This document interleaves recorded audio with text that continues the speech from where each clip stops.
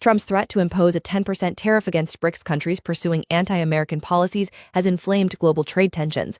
BRICS members, including China, Brazil, India, and South Africa, have sharply rejected the accusations, stating that their policies are aimed at global cooperation, not against the U.S.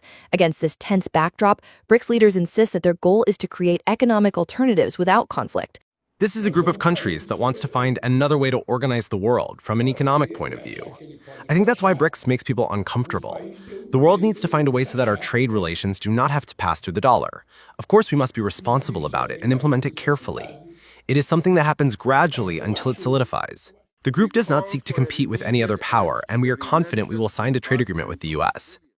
Tariffs should not be used as a tool of coercion and pressure.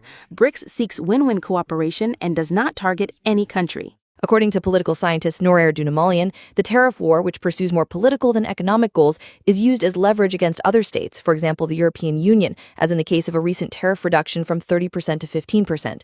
This policy has been traditional for the U.S. since the 19th century. The concept of anti-American, from Trump's perspective, should be interpreted in a sense as anti-Trump. Trump might label any action that, in his opinion, contradicts the conservative or Republican ideals he holds as anti-American. According to economist Vardan Aramian, Trump is using his economy's potential against other smaller countries. I think Trump's statement was made simply for him to defend himself. He understands that if the Chinese retaliate with their promised high tariffs, it's 10% today, right? And if they raise them further, it will also hit the United States. In 2000, the U.S. and its allies in blue held dominance and global influence, but by 2025, China and its allies have significantly expanded their economic influence.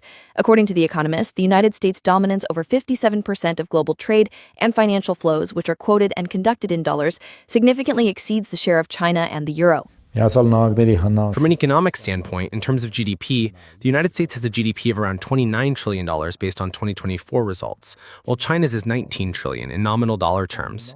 Adjusted for purchasing power parity, or PPP, China's economy has a higher GDP than the United States. China has greater production, a larger market, and in a sense, China is self-sufficient.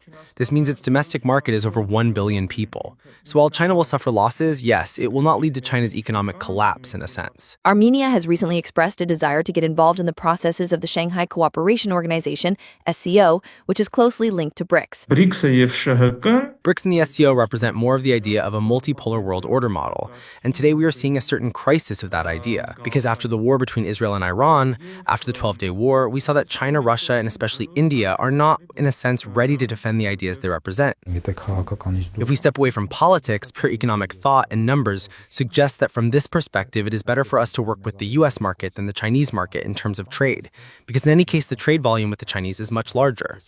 And I'm not even mentioning the Russia factor, because Russia is also a member of BRICS. Armenia is already a member of several large organizations. For small states, economic development often depends on access to foreign markets. From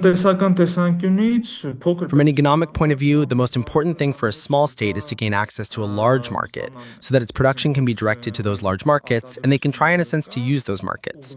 But if we're talking about the EAU... In this context, the processes of BRICS and the SCO, with the participation of small states like Armenia, according to experts, contribute to the formation of economic alternatives, expanding trade opportunities, and reducing dependence on unilateral markets. Anna Haratyan, ReOpen Media.